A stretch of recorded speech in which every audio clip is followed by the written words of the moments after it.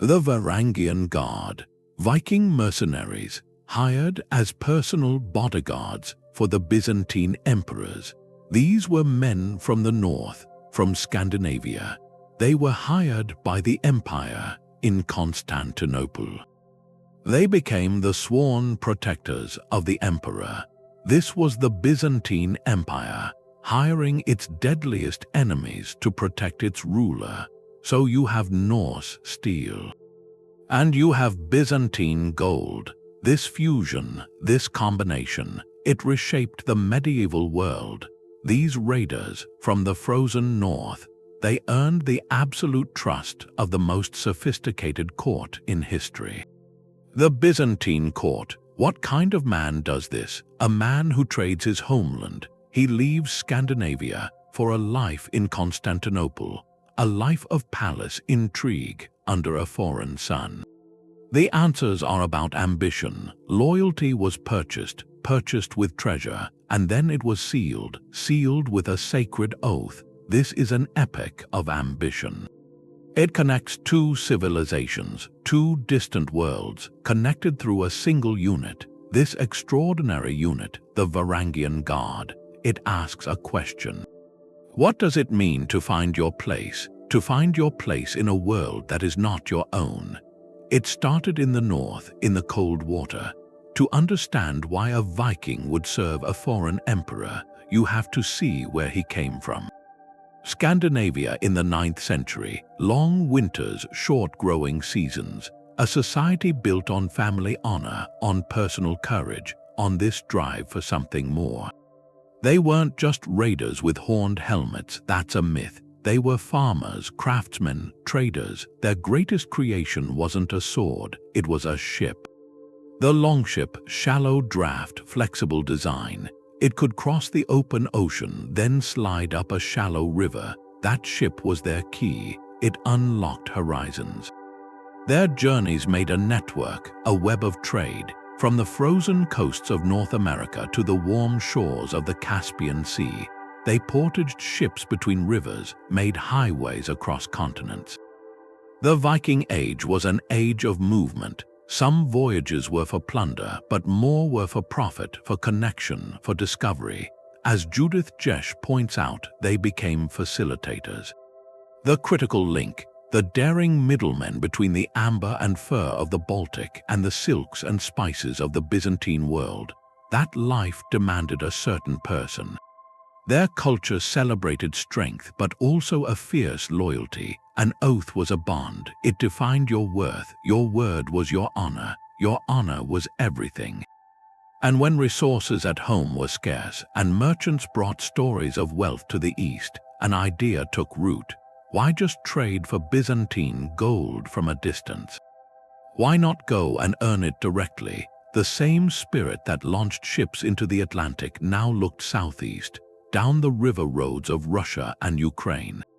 This wasn't a random exodus. It was a migration driven by that foundational desire to explore, to acquire, to secure a legacy. They were already on the move. And the greatest empire on earth was waiting at the end of the road. Miklagard, that was the name, the great city. If you were a young warrior hearing stories about it, it sounded like a myth. But it was real. Constantinople was the heart of the Byzantine Empire, a fortress of civilization that had lasted 1,000 years. Its walls, the Theodosian walls, were 3 layers deep. A marvel of engineering that had stopped every army. From the sea, you'd see the sun on the golden dome of the Hagia Sophia, a sight so staggering it was said to convert ambassadors right there. The markets had silks from China, spices from India, glassware so fine it looked like captured light. This was the richest, most powerful state in the world. And it was always under siege. The borders were a constant puzzle of threats. To the east, the Persians, then the Arab caliphates. To the north and west, the Bulgars, Slavic tribes. The Byzantine military was a sophisticated machine, a professional army organized into themes, these military districts that provided soldiers and supplies. But that system had a fatal flaw. For the emperor on the throne, The generals commanding these armies were powerful local aristocrats. Their loyalty could be fickle. Swayed by palace politics or their own ambition, history was full of Byzantine emperors overthrown by their own commanders, so the emperor faced a paradox. He needed a powerful army to defend the empire, but he could never fully trust the men who led it. The solution needed a new kind of soldier, someone whose loyalty was to the emperor personally.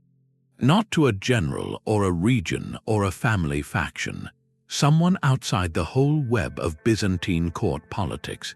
They needed a force that was politically neutral, utterly reliable and fierce enough to be the final line of defense. That need, that vulnerability at the heart of power, created an opportunity, and the signal was sent across continents. Not by a letter, by a single object, the Byzantine gold coin, the solidus.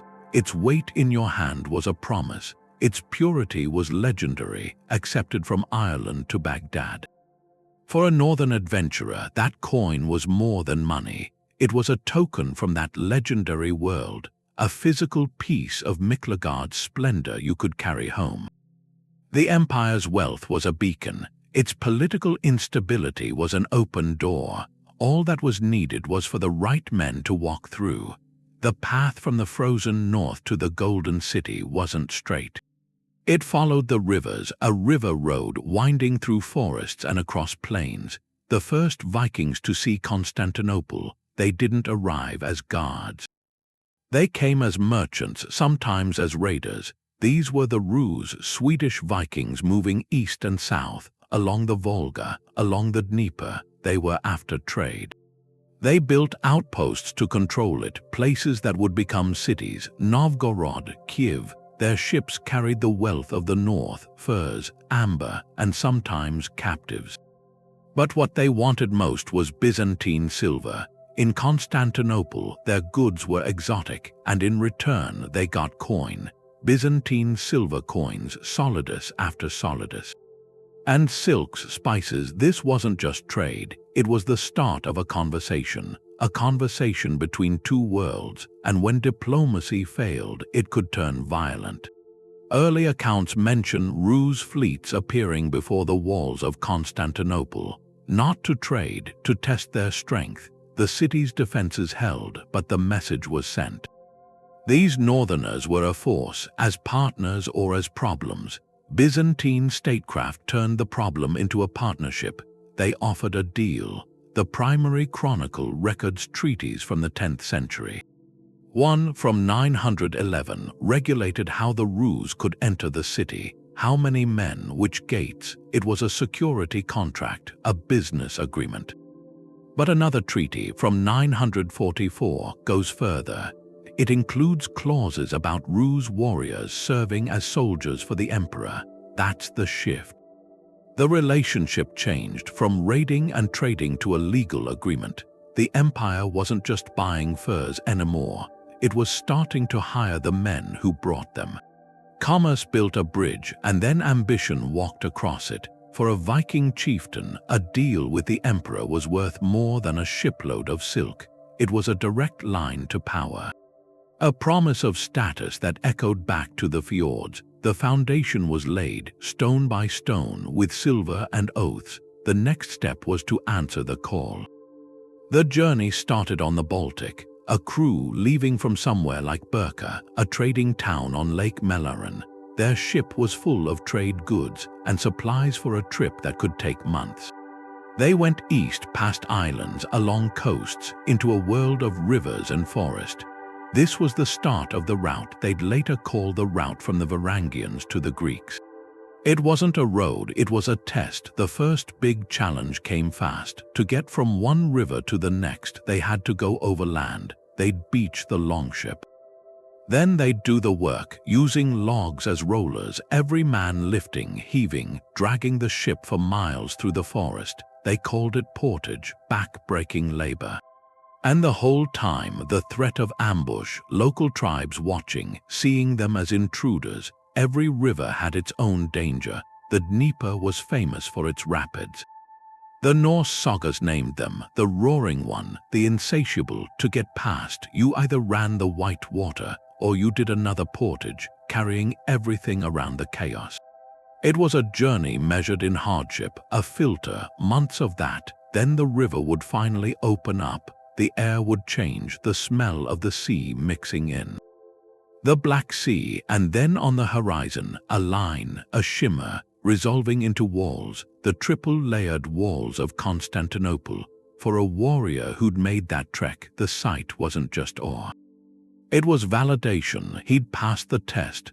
The city's grandeur was a prize he'd already earned just by getting there, so the men who finally reached the gates weren't green. They were survivors. They'd proven their cohesion, their resilience, operating far from home. They arrived as seasoned bands, their loyalty forged on riverbanks in clearings. The Empire wasn't hiring individual fighters. It was getting ready-made units, tempered by a journey as hard as any campaign. Their motivation was clear now. After that ordeal, they expected a reward, a real reward, and they were ready to pledge their strength, this hard-won strength, to the one power that could give it to them. The danger for an emperor in Constantinople wasn't the border, it was the palace. The court was all whispers and betrayals. A general could be a hero, then a rebel. Loyalty was a currency. To rule was to live with conspiracy. The system meant to protect the empire, the army, was its biggest internal threat. Commanders of the thematic armies had regional power. Their own soldiers, their own wealth. If one grew too popular, the throne could shake. History showed it. Emperors had fallen to their own guards, to their brothers, to generals they promoted. A Greek-speaking guard was part of that fabric. He had family, old debts, allegiances pulling him in different directions. His loyalty could be divided. And in a crisis, that division was fatal. The solution was counterintuitive. It meant looking beyond the empire's structures. The ideal protector would have no stake in local politics. No lands in Anatolia, no cousins in the Senate. His fortune, his life, tied to one thing, the survival of the man he shielded. That's where the genius crystallized. A foreign god from a distant culture offered political neutrality. These men arrived as outsiders, no prior alliances to noble families. They couldn't even understand the court intrigues around them. Their isolation was their strength. Their reliability was purchased with generous pay, but it was cemented by their complete dependence. If the emperor fell, their privileged position vanished. Their paymaster was gone. Their reason for being in the city, thousands of miles from home, evaporated. Their interests aligned perfectly with the emperor's survival. This insight found its architect in Emperor Basil II. His own path to power was treacherous, marked by brutal civil war. During that conflict, he got decisive aid from an unexpected quarter. 6,000 Rus warriors sent by the Prince of Kiev. These northern fighters helped secure his throne. Basil never forgot the value of a loyal external force. Around 988, he made a historic decision. He formalized that aid. He established a permanent, elite unit of these foreign warriors. The Varangian Guard was born from that calculated need. It was a masterstroke of political security. By giving these outsiders the highest honor, protecting his own person, Basil created a personal army within the state. A force insulated from the empire's internal feuds, answerable only to him. He turned a vulnerability, the need for outside help, into the empire's most trusted shield. The stage was set. The emperor had issued his invitation, and the north began to answer. A steady stream of ambitious men, ready to trade their axes for a place in history. The bond was an oath. For a man from the north, a promise was everything. His word was his honor was his life, and in Constantinople they gave that idea an imperial shape. The ceremony was solemn. A new recruit to the guard would stand, probably in a palace chapel. He'd place his hand on a holy book or on the hilt of a sword. And he'd swear his life and loyalty to one man, the emperor. This wasn't an oath to a distant king. It was a personal vow, a direct bond between the warrior and the sovereign. In that moment, ethnicity blurred, religion became secondary, the only truth was the promise. It was a powerful fusion, the Norse ideal of loyalty, grafted onto the Byzantine doctrine of service. This oath created an anchor. It told the Varangian who he was. It told him where his duty lay. His fortune, his purpose, his identity was now tied to the safety of the emperor. And his identity was carved from steel. If the oath defined his duty, his weapon declared his presence. The signature arm was the great axe, not a small hand axe. The massive, two-handed Dane axe, a tool of terrifying simplicity, brutal efficiency, a haft as long as a man is tall, a broad, crescent-shaped blade. It required immense strength to wield. It created a zone of devastation on the battlefield. In the press of a shield wall, that sweeping arc could shatter shields. It could sever spear shafts, change the tide of a melee in moments, but its significance went beyond function. In a Byzantine army of spears and swords, the great axe was a badge. An unmistakable symbol. When the imperial retinue moved, the sight of those axe-bearing giants sent a message. These were not ordinary guards, they were something apart. Something formidable. Their armament marked them as a distinct corps, a constant, visible reminder of their special status, their singular role. Together, the oath and the axe forged an identity. The sacred promise was the internal framework, the why, the axe was the external expression, the how. This combination blended Norse tradition with Byzantine necessity. It created something new. A warrior was no longer just a Scandinavian adventurer. He was a Varangian of the Guard. His concept of honor, once tied to kin and homeland, was now invested in the emperor. And in the fellowship of his axe-bearing brothers, this fusion created a core defined by tradition and duty, bound by a solemn word, ready to enforce it with the most iconic weapon of the age. They stood as a living wall where personal honor met imperial power. The result was a loyalty that would echo for centuries. They were these figures of polished steel standing by the throne. And then they'd be in the middle of a city riot, the silent sentinel with the axe. That's true, but it's just one moment. Their duty was to be wherever the emperor was, and to be the empire's fist wherever he needed it to land. In the Hagia Sophia during a coronation, they were a wall of stability. On the plains in Syria, their charge was a hammer blow. They were the multi-purpose tool of Byzantine authority, so their lives had two rhythms, the palace rhythm and the campaign rhythm. In Constantinople, it was security. They escorted the imperial family to the hippodrome for the races where things could turn violent. They guarded the gates of the great palace. They watched over the treasury, the Chrysotriklinos. Guarding the empire's gold required men with no local ties. When the city had riots, it was often the Varangians who were called. Their foreignness helped. They could act against rioters without the complications a local soldier might feel, but the palace was only half of it. When the emperor took the field, the guard went as his personal regiment. They weren't frontline infantry to be spent. They were the reserve, the decisive instrument held back for the critical moment. Byzantine military manuals describe it. Keep your best troops in reserve until the enemy is committed and tired. Then unleash that fresh, elite force. For the Varangians, that moment meant lowering their axes and advancing in a wedge. The sight could break morale. The impact, a whirlwind of steel, could shatter a battle line. They were shock troops. Their value was in moments of concentrated violence that saved the day. This dual life created a unique lifestyle. They lived in barracks inside the palace complex, a world within a world. There, they kept their language, their customs, their Norse brotherhood. Sagas talk about them drinking, telling tales from the north, a tight-knit community amidst the Byzantine splendor.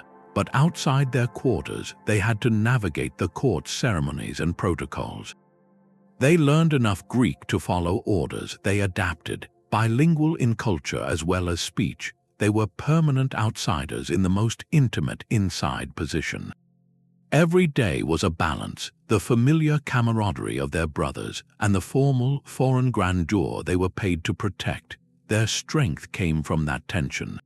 From being of the empire but never fully absorbed by it, the promise was sealed with gold, all the talk of honor and oaths, but the real force pulling a man north to Constantinople was simpler. It was treasure. The Byzantine Empire was the wealthiest state anyone knew, and it paid its most trusted defenders that way. A Varangian Guard salary was paid in the empire's famous gold coin, the nomisma. Its purity was legendary. To hold one was to hold a piece of the empire's authority, a token accepted from the markets of Baghdad all the way to the Baltic trading posts.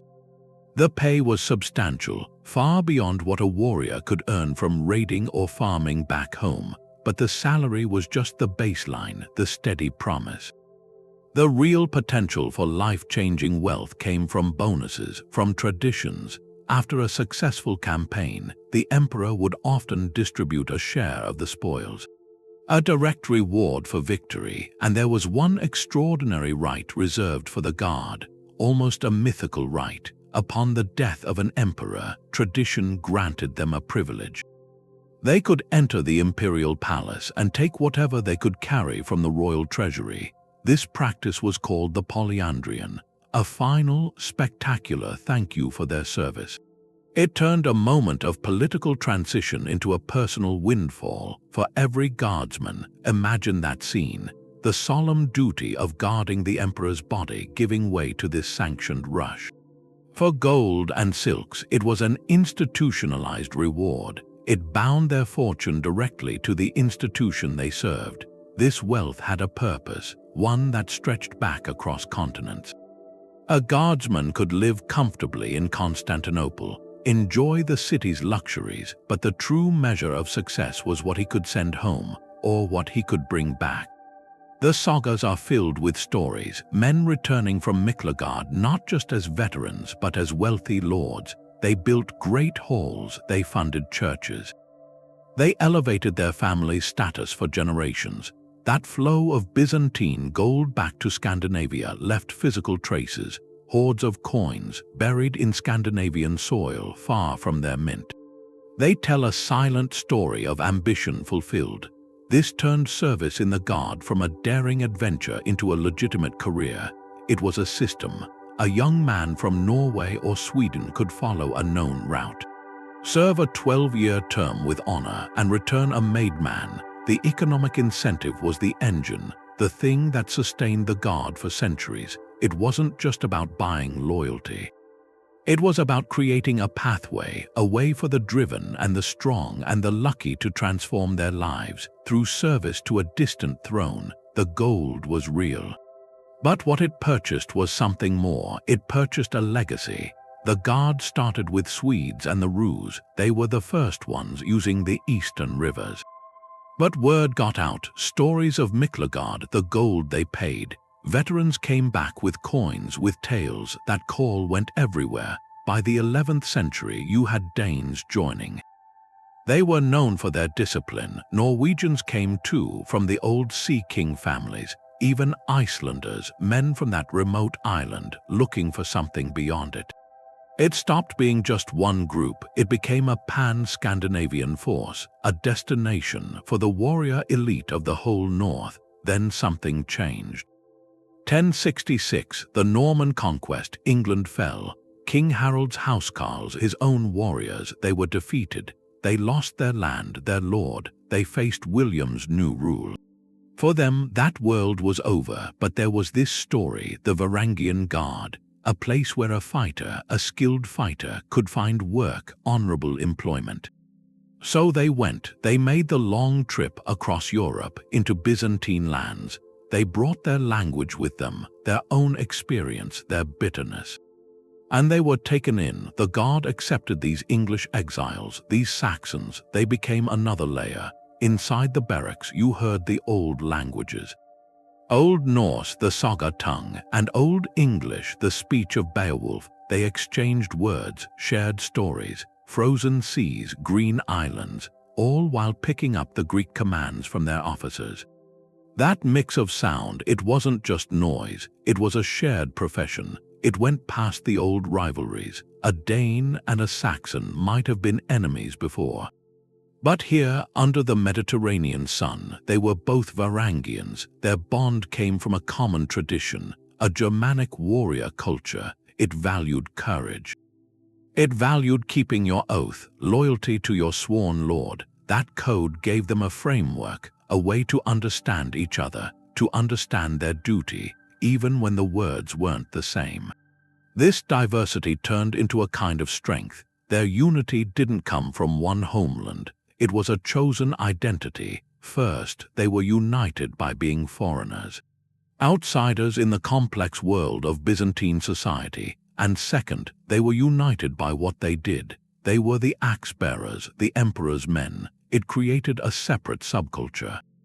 A powerful one. Right in the middle of Constantinople, they kept their northern ways, their feasting halls, their sense of honor. It was a melting pot that didn't fully melt. It combined things. It alloyed different strengths into something tougher. A guard drawn from so many places was less likely to split along the old tribal lines. Their loyalty was to the unit itself and to the emperor who gave it purpose. That mix of men, from the snowy fjords to the English meadows, all standing together. It made the Varangian Guard more than a weapon. It was a living proof of how far the Byzantine promise could reach. The emperor was God's chosen ruler. But the men who guarded him often came from a different world of gods. The first Varangians were pagans, followers of Odin and Thor, and they came to the most devout Christian city of its time. Their presence created a practical compromise. The empire needed their axes. It didn't need their souls, not right away. They had to stand respectfully during the Christian ceremonies. That was part of imperial life, but they were often allowed to swear their oaths in the old way, on a ring or on a sword. There were probably spaces in their own quarters. Places where they could honor their own gods away from the orthodox clergy. It was a calculated tolerance. The Byzantines were pragmatists. They knew the strength of a man's arm didn't depend on the name of his god. What mattered was the oath, the loyalty it created. Over time, though, the atmosphere of the city worked its influence, living in a Christian society. Marrying local women, raising families, these pressures, these opportunities led many guardsmen to convert. It was a gradual integration, a slow blending. The proof is in stone back in Scandinavia. Runestones raised by returning veterans. They often tell a dual story. They are carved with the sign of the cross, a mark of their new faith, but the inscriptions say the man served in Greece. That was the Norse term for the empire. The stone itself is a fusion, a Christian symbol memorializing a pagan adventure. This religious journey shows the guard as a bridge. A man could arrive believing in the All-Father, serve with honor under the cross, and return home a wealthy Christian. Without ever shedding his northern identity, his faith adapted as he did to a new world. It wasn't a conquest of one belief by another. It was a slow, personal transformation. The empire got its loyal protectors. The guardsmen found a new place and sometimes a new path to the divine. Their reputation came from the battlefield. From moments of decisive violence, the psychological effect of the Varangian Guard was itself a weapon. Before a clash even started, the sight of those northern giants, their huge axes resting on their shoulders, could unsettle an enemy line. They weren't just soldiers, they were a statement, a declaration that the emperor was holding nothing back. In the complex chess game of Byzantine war, they were the ultimate piece. The heavy infantry reserve held back until the critical moment when the battle was hanging in the balance. The strategy was deliberate. Byzantine commanders would engage with their regular troops, the thematic armies, the mercenary units. They'd let the fight develop, let the enemy commit their forces, let them tire, then the signal would come. The Varangians would form their wedge, a dense, disciplined mass of men and steel. They'd advance not with a sprint but with a steady, terrifying pace. Their roar wasn't a cheer, it was a deep, guttural sound that rolled across the field. A promise of the impact to come, and then they struck. The axe wasn't a dueling weapon, it was a tool for demolition. In the press of a shield wall, its sweeping arc had one purpose: to break things, to shatter shields, to sever limbs, to cleave through armor and bone. The force of 100 such blows landing together could collapse an enemy formation like a rotten door. This shock value was used across the empire's long frontiers. They were the hammer for Emperor Basil II's anvil in his wars against the Bulgarians, which earned him the title the Bulgar Slayer. They stood against the Norman knights in Italy, where mounted, armored cavalry was the new terror of the age. They marched into the mountains of Anatolia to face the swift, mounted archers of the Seljuk Turks. In each place they adapted. Their role was constant: to be the unbreakable core, the force that could reverse a crumbling line or exploit a fatal weakness. But that very ferocity carried a risk. Discipline was the counterweight to their power, a lesson learned at a terrible cost. At the Battle of Dyrrhachium in 1081, the Varangians broke the Norman line with a devastating charge. Success turned to frenzy. Instead of regrouping, they pursued the fleeing enemy with reckless abandon, scattering into smaller bands. Isolated and exhausted, they were cut down by a Norman counterattack. It was a catastrophic loss. It nearly wiped out the Guard. The defeat was a stark reminder. Courage alone wasn't enough. It had to be channeled, controlled by the larger strategy. The Empire needed their fury, but it had to be a focused fury. After such setbacks, they would be rebuilt. Their legend was too valuable to lose, because that legend lived in the minds of friend and foe. For the common Byzantine soldier, seeing the axe-bearers step forward was a surge of confidence. It meant the emperor's personal guard was committing. It meant the tide was about to turn. Their presence was a psychological fortress moving across the dust of any field. They were more than bodyguards. They were the empire's final argument, written in steel. Their loyalty was tested in the shadow of the throne, where power was most fragile. For an emperor, the Varangian Guard was his final insurance. His personal insurance. It was far beyond a contract. It became a protective legacy, a bond that defined entire reigns. No one understood this better than Basil II, the man who formally established the Guard. His rule was a marathon from 976 to 1025, constant warfare. He earned his title, the Bulgar Slayer, through decades of brutal campaigns. To subdue the Bulgarian Empire, in those wars the Varangians weren't just his bodyguards, they were his shock troops, the tip of the spear, battle after battle.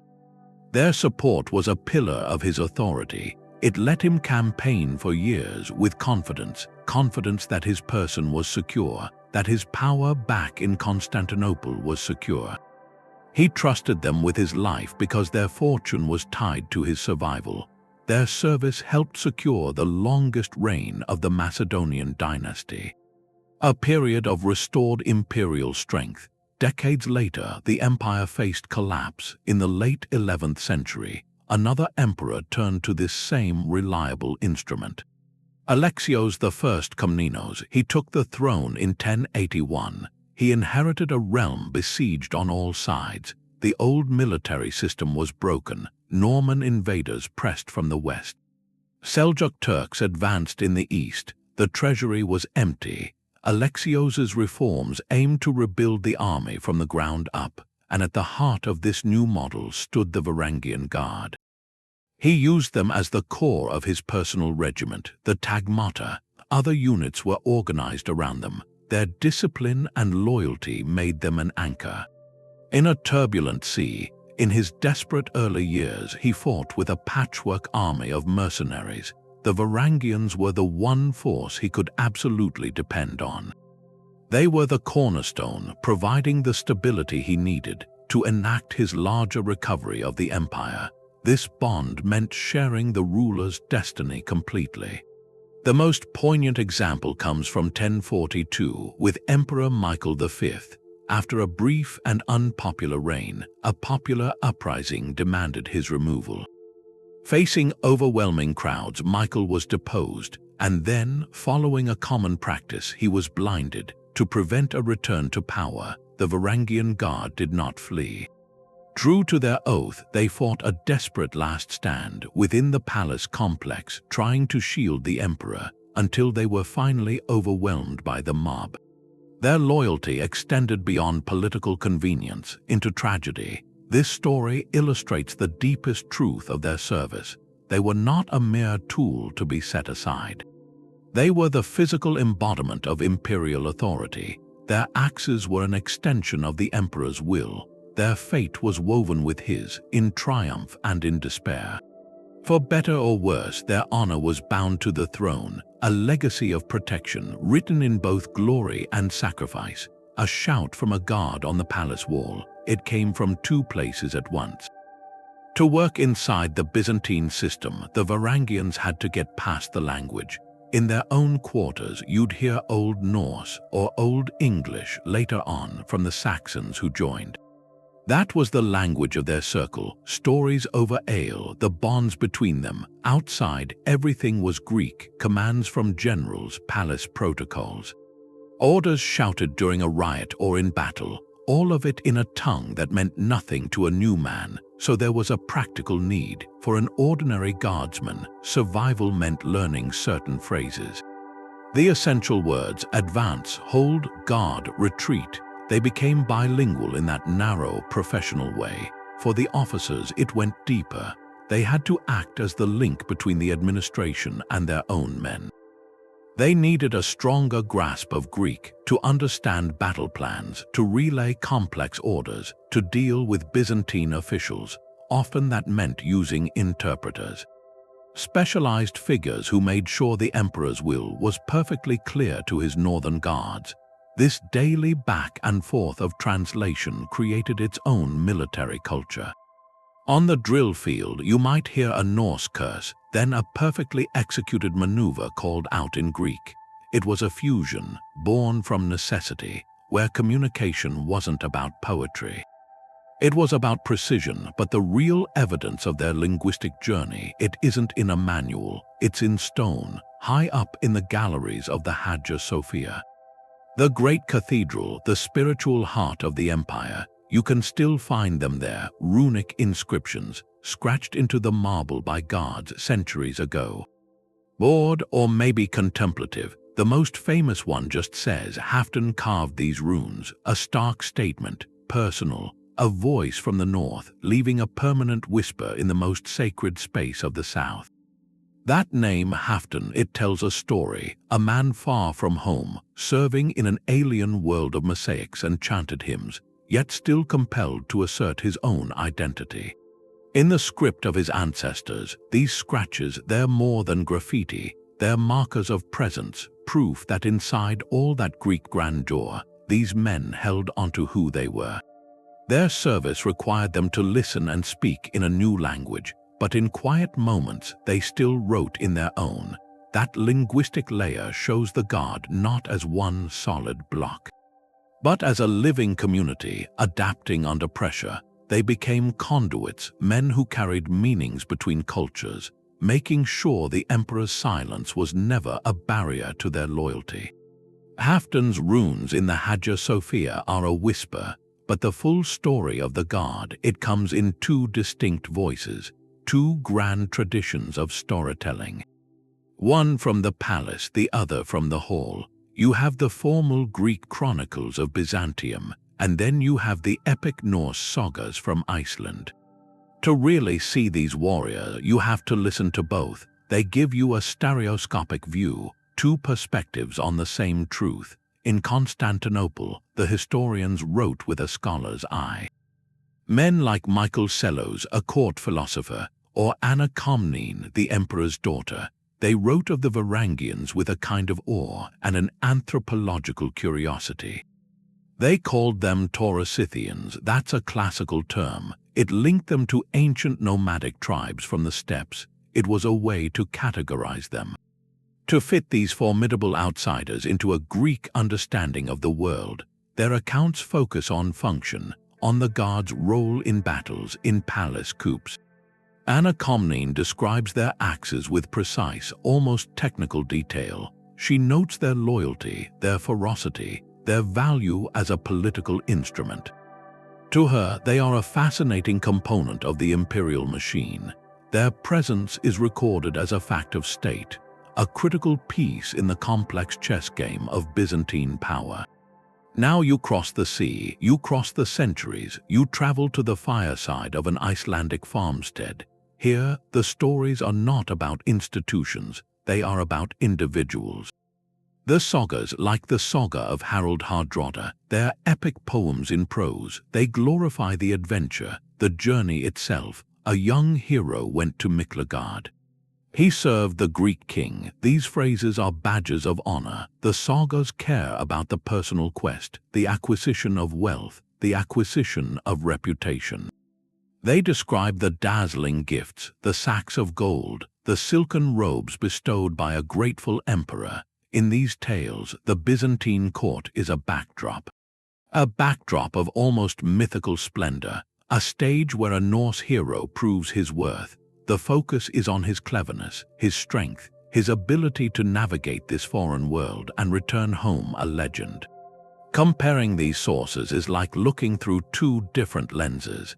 The Byzantine Chronicle gives you the wide shot, the strategic view. It shows you where the guard stood in the formation, why the emperor relied on them. The Norse saga gives you the close-up, the personal view. It tells you what the gold felt like in a man's hand, what he dreamed of back in the north.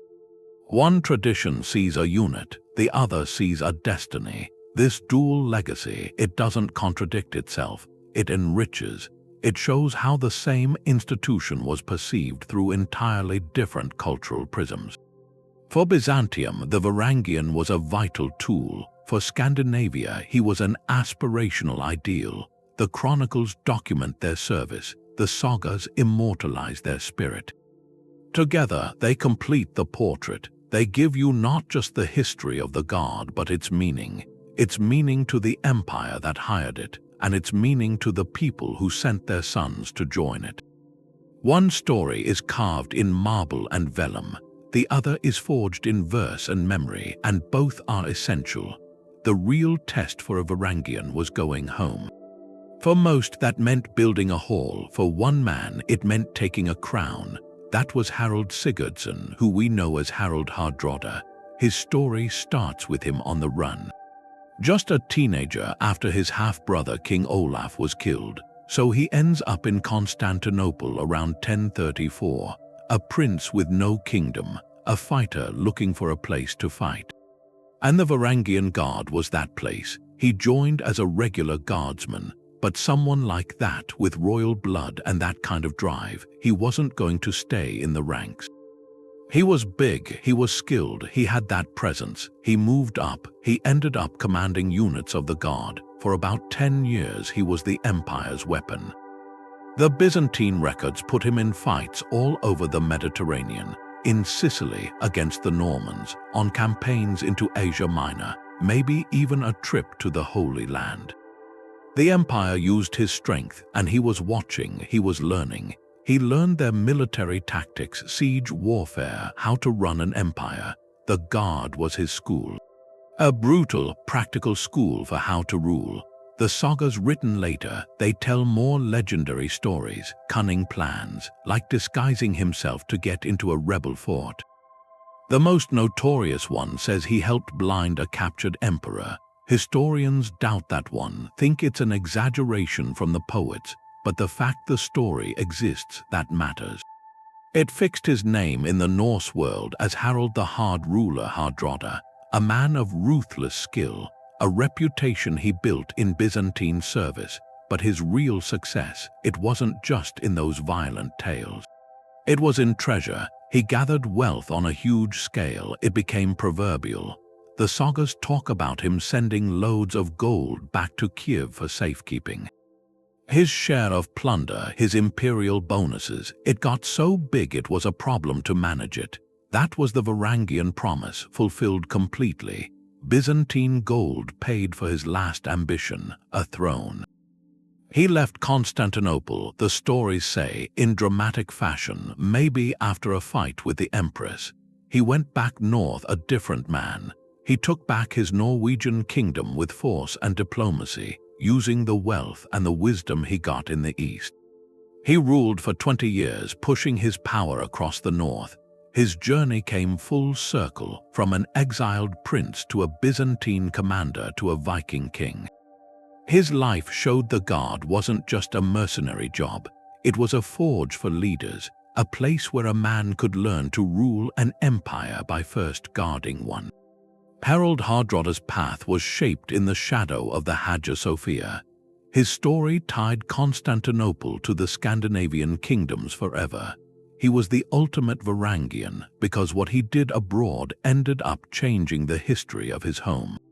The world that created the Guard was changing by the 12th century. Those river roads from the north, the highways for ambitious men, they were growing more treacherous. New kingdoms rose along the routes. They demanded tolls. They disrupted the old patterns of movement. Fewer young warriors from Scandinavia made that journey. The call of Miklagard grew fainter. There were new opportunities closer to home. The Guard's lifeblood, that steady stream of recruits from the north, began to slow to a trickle. But the empire's need for protectors remained. The solution was a quiet shift. To fill its ranks, the Guard started looking closer to home. It began recruiting men from within the empire's own borders. Greeks, Albanians, even displaced Anglo-Saxons who had settled there after the Norman conquest. These new guardsmen took the same oath. They carried the same great axe. But the unit's soul was transforming. It was losing its character as a distinct foreign brotherhood. It was becoming just another imperial regiment. Its unique cultural identity faded into the broader mosaic of the Byzantine military. This dilution was a symptom of a deeper malaise. The empire itself was contracting. Its economy strained under constant warfare and lost territories. The lavish salaries of solid gold, the spectacular bonuses, the promise of a fortune to bring home, these became memories. The empire could no longer afford the premium price of loyalty, the price that had once drawn the best of the north. The Guard's decline was a slow erosion. It mirrored the empire's own gradual decay. Then came the cataclysm, the year 1204, the Fourth Crusade. An army of crusaders, diverted from its holy purpose, stood before the walls of Constantinople. Not as pilgrims, but as besiegers, the Varangians were there. They stood on the Theodosian walls, their axes ready. They fought with the desperate courage of men defending their sworn lord and their adopted home. Historical accounts note their fierce resistance, but the city's defenses were breached. The unthinkable happened. Constantinople fell. For 3 days, the Crusaders sacked the greatest city of Christendom. The horror echoed across continents. The Byzantine Empire was shattered, broken into competing fragments. The emperor fled. The great palace was looted. The world the Varangians knew, the source of their wealth and their purpose, was violently dismantled. In the chaotic decades that followed, a Greek rump state held out in Nicaea. Dreaming of restoration, the Guard, or what remained of it, persisted in exile, a ghost of its former self. When the empire was finally restored in 1261, under the Palaiologos dynasty, it was a phantom. A shrunken, impoverished shadow clinging to the coast of the Aegean. The restored emperors still had a Varangian Guard, but it was a hollow title, a ceremonial unit for palace display. Its ranks filled with local men paid in devalued coin. The great axes were still polished, but they were symbols now, not tools of war. The Norse runes were no longer carved in the galleries. The last whispers of the north had fallen silent. The Guard story ends not with a dramatic battle, but with a quiet fading. Its final mention in history books is fleeting. A footnote in the long, grim siege that would ultimately claim the empire itself. Its decline was a perfect reflection of Byzantium's fate, from a brilliant innovation that fused two worlds to a cherished tradition, and finally to a melancholy relic. A reminder of what the empire had been at the very moment it ceased to be. The proof is in the stone. You find them across Sweden and Denmark, these runestones. Families raised them for sons and brothers who didn't come back. More than 30 have this phrase. They say he died in Greece, or that he earned gold in the East. Greece, in their language, meant the Byzantine Empire. Each one is an anchor. It ties the saga tales to a simple fact, a name, a loss, a grave thousands of miles away. These stones turn numbers into stories. They tell you Miklagard was real, and that the cost was often a final goodbye. That grief in the granite sits against the legends of treasure. Then, far to the south, in Istanbul, there's another mark. In the Hagia Sophia, during restoration, they found a scratch on a marble rail, a simple carving of a sailing ship. It could be from the Viking age. It's not a portrait, it's a quick sketch, the kind a bored or homesick guardsman might make, looking out from the gallery, thinking of the decks back home. That graffito is a whisper, a personal moment saved in the heart of the empire's great church. Now, archaeologists haven't found a clear Varangian barracks in the old palace. But that doesn't mean they weren't there. Constantinople was built over and over. The great palace is mostly gone, buried under later construction. The evidence for the Guard is subtler. It's in the everyday finds, foreign weapon fittings, unusual belt buckles, the cultural debris of a northern presence. They lived in the city's heart, and traces of them are mixed into its layers. So you have these two echoes, the runestone in a Scandinavian field and the ship scratched in a Byzantine cathedral. They're two ends of the same story. Points on a map of ambition, a personal geography from the Baltic to the Bosphorus. This wasn't just a trade route, it was a highway of lives. Each memorial stone marks a journey that ended. Each graffito marks a moment of reflection in the middle of one. It reminds you, history is individual choices, young men who left their names at home in stone. And sometimes left a piece of themselves, however small, in the marble of a faraway city. Their strength in battle wasn't an accident, it was part of a design. The Byzantine military was this complex machine, and the Varangian Guard was built to be a specific part of it. They weren't just extra soldiers, they were a dedicated instrument placed with precision. The empire's main strength was its cavalry, the heavy cataphractoi, and its light infantry skirmishers. Those forces were good for maneuver, for harassment, for holding ground. But sometimes a battle needed something else, a concentrated shock. That's where the Varangians came in. Their role was to be the anvil, the immovable object, or the hammer, the irresistible force, depending on the moment. In the standard Byzantine formation, the taxiarchia, they were often held back, in reserve behind the main lines.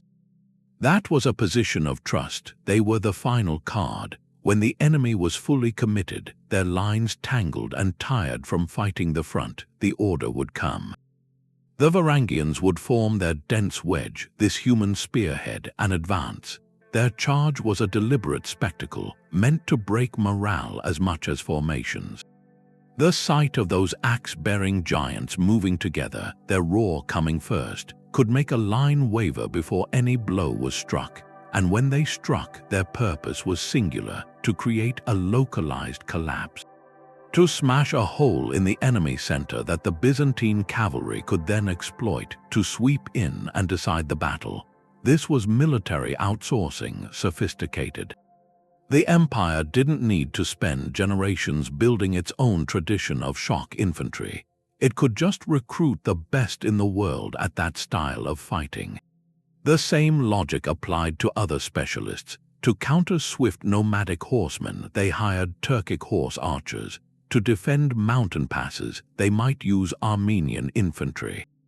The Byzantine military was, in a sense, a curated collection, a global toolkit of martial traditions. The Varangian Guard was the most famous tool in that box. Their cultural difference, their foreign ways, that wasn't a weakness. It was the source of their value. Their distinctiveness was their strength. By embracing that, the empire turned diversity into an advantage. It was a lesson in adaptability, that sometimes the surest way to protect your own way of life is to understand and to use the strengths of others. Their position was unique, so the rules had to be unique too. The Varangian Guard were foreigners sworn directly to the emperor, which put them in a legal gray zone. They were imperial employees, but not ordinary subjects under Byzantine law. Their authority came from one source, the emperor himself, that gave them a special standing, almost like a diplomatic immunity right inside the empire's heart. For internal matters, disputes between guardsmen over pay or honor, they almost certainly had their own courts. Those would have run on Norse customary law, the same codes for compensation and oaths they knew from home. It was a practical solution.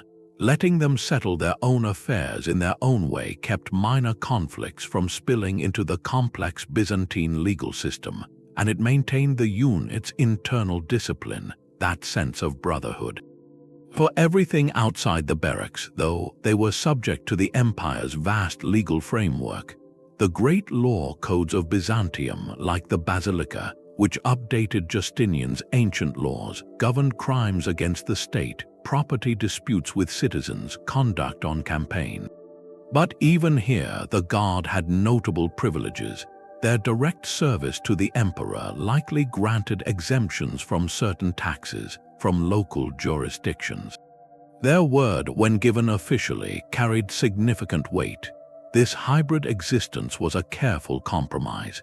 It let them function as a cohesive, self-regulating band of outsiders, preserving the cultural identity that made them valuable while still slotting them into the rigid hierarchy of the Byzantine state.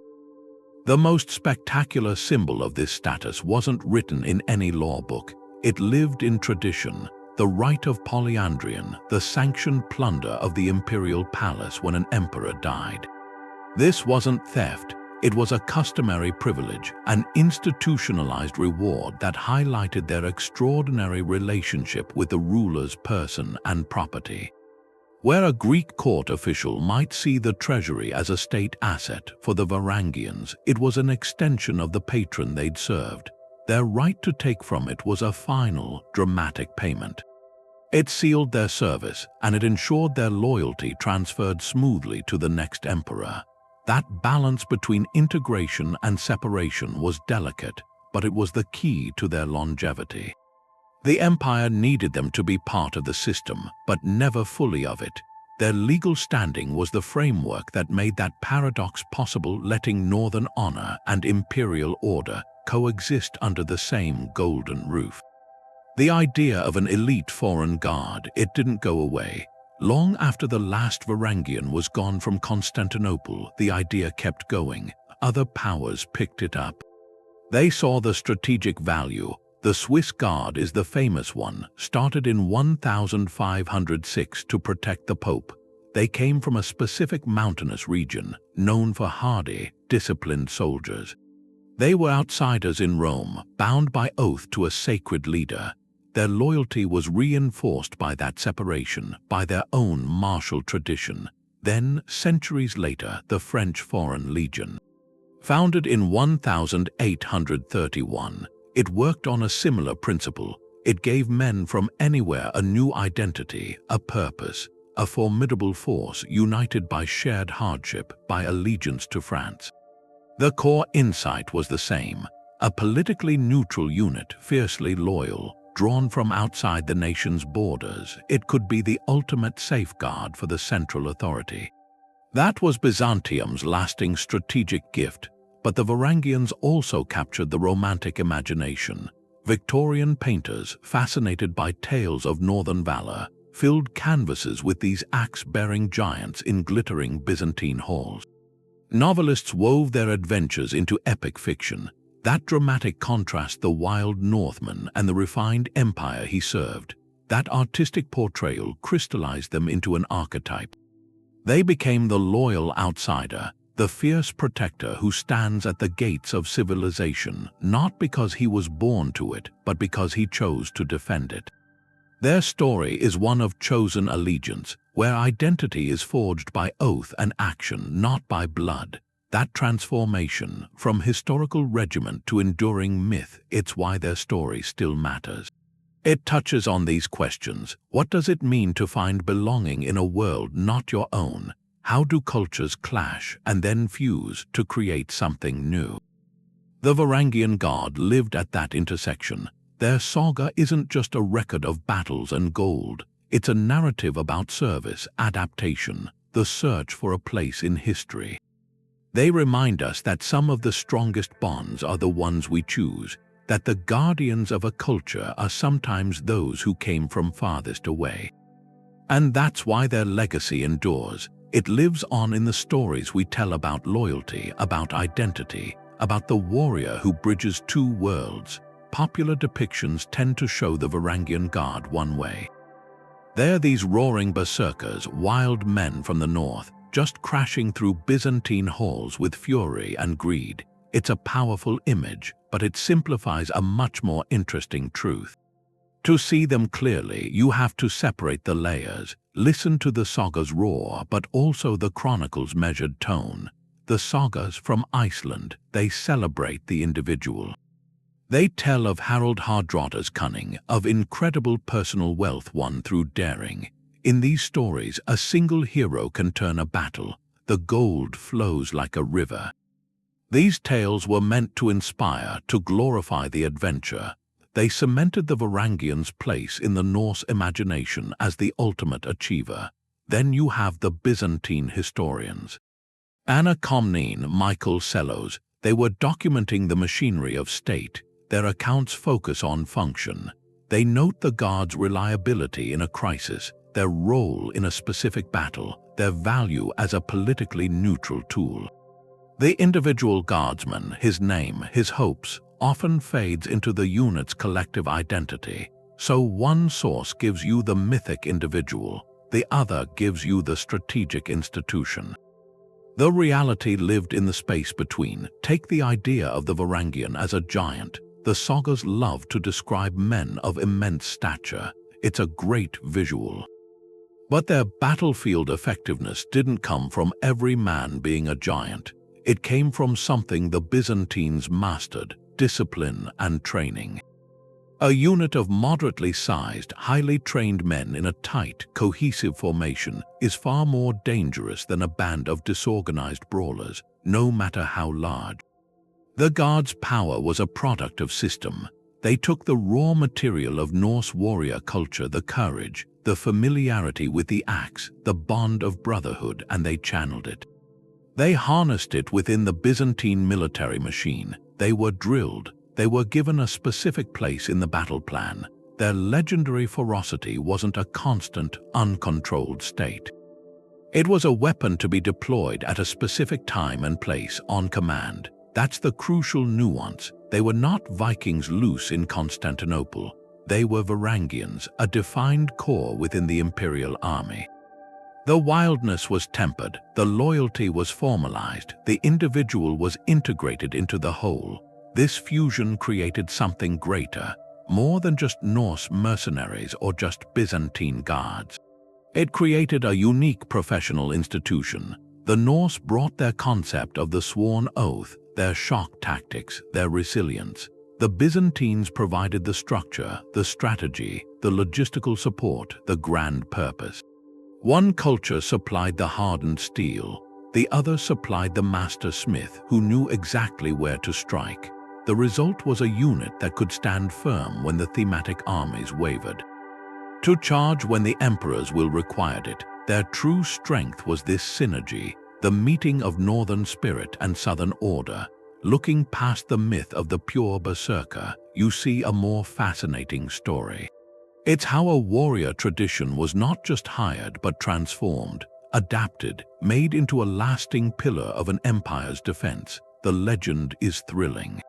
But the reality of disciplined soldiers navigating two worlds, that's what explains their 300-year legacy. That treasure coming back north, that experience coming back, it changed more than just one person's life. It changed a whole civilization. A Varangian veteran coming home to Scandinavia, he didn't just bring a chest of gold coins, he carried a whole world in his mind. The wealth was obvious, immediate. He could build a stone church where there used to be a wooden temple. He could commission metalwork in a Byzantine style, mixing Norse animal art with these southern floral patterns. He could lift his family's status, become a local lord, his authority backed by that imperial service prestige. That sudden capital, it sped everything up. It paid for the first permanent stone structures in Denmark, Norway, Sweden. It created this new class wealthy, well-traveled aristocrats. Their power came not just from land, but from connections to a global empire. But maybe the deepest thing they brought back wasn't gold. It was an idea, Christianity. A lot of guardsmen converted during their service, drawn by the Orthodox rituals in Constantinople. They came home as practicing Christians, often bringing priests with them or sacred objects. Their conversion wasn't just personal, it was influential. A wealthy, respected warrior building a church on his own land, that sent a message. It made the new faith seem less like a foreign imposition, more like a prestigious choice. Tied to success, sophistication, imperial power, the Runestones show this double story. They're pagan in form, raised for a dead kinsman, but they're carved with a large cross. They say the deceased died in Greece, serving the Christian emperor. These stones are monuments to a cultural transition, paid for with Byzantine silver. And the return of men with administrative experience that helped the slow process of state centralization. In the 11th and 12th centuries, Scandinavian kings were trying to consolidate power, move from chieftains to kingdoms. Who better to be a royal official than a man who'd seen the most sophisticated bureaucracy on earth? A veteran would know about tax collection, logistics, ceremonial protocol, written law. He understood loyalty to a single, anointed ruler, a Byzantine ideal Scandinavian monarchs wanted to promote. Then there was the fame of Miklagard itself. It entered the sagas, the poetry. It became a place of almost mythical abundance where a man could rewrite his destiny. That lore inspired generations. It made the vast world feel smaller, more connected. A young man in Iceland or Norway, he didn't see the Byzantine Empire as some abstract, distant power. He saw it as a destination, a place his uncle had gone, a local legend had gone and come back from, laden with riches and stories, so the Varangian Guard wasn't a one-way street of mercenary service. It was a living bridge. For centuries, it channeled Byzantine wealth, religion, art, political concepts straight into Scandinavian society. The empire got its protectors. But the North got a window to the wider world and the tools to transform itself. You look at other famous guards in history and the Varangians stand apart. The Persian immortals, 10,000 men, exactly. But they were Persian nobility, the empire's own elite. Their strength was in that, in being the best of Persia, protecting Persia. Then you have the Roman Praetorian Guard, started as the emperor's personal protectors, drawn from the legions, but then they got tangled in the politics of Rome. Their loyalty shifted to the idea of the emperor or to whoever paid the most. They became kingmakers, a source of instability in the end. The Varangians were a complete reversal of that. The Byzantine emperors saw that history and made a decision. They outsourced their personal security completely. The Guard's key feature was that it was always foreign. For 300 years they stayed outsiders. That wasn't an accident. It was the whole point. Their value came from having no roots in Byzantine society. No family factions, no ancestral lands in Anatolia to think about. Their political neutrality was bought, and it was absolute because they started with no ties at all. Then there's a later example, the Ottoman Janissaries, another core of outsiders, Christian boys taken from the Balkans, converted, raised in isolation, trained only to serve the Sultan. Their loyalty was meant to be total, engineered from childhood, a system of molding. The Varangian path was different. They weren't boys taken by force. They were free men, experienced warriors who came to Constantinople on their own. They negotiated their service. They were paid professionals, not state slaves. Their loyalty wasn't engineered through indoctrination. It was a contract, sealed with a sacred oath and reinforced with reliable gold, a commercial relationship raised up by a mutual idea of honor. This comparison shows the Byzantine innovation. Faced with the constant threat of a coup from their own military elite, the emperors found a solution. Pragmatic and profound, they created a professional, paid foreign corps. Its allegiance was commercial and oath-bound, not ethnic, not ideological. The empire wasn't asking these men to die for a homeland or a faith they were born into. It was asking them to uphold a sworn promise, in exchange for wealth and status they couldn't find anywhere else. They turned a potential weakness relying on foreigners into their greatest strategic strength. It was a cold calculation, a brilliant one. Trust could be bought. And it would be most reliable when the buyer was the only source of the seller's fortune. In the long story of rulers trying to protect themselves from the people closest to them, the Varangian Guard remains a fascinating experiment. A remarkably successful one in the architecture of power. The empire lasted a long time after its peak, and the Guard was there until the finish.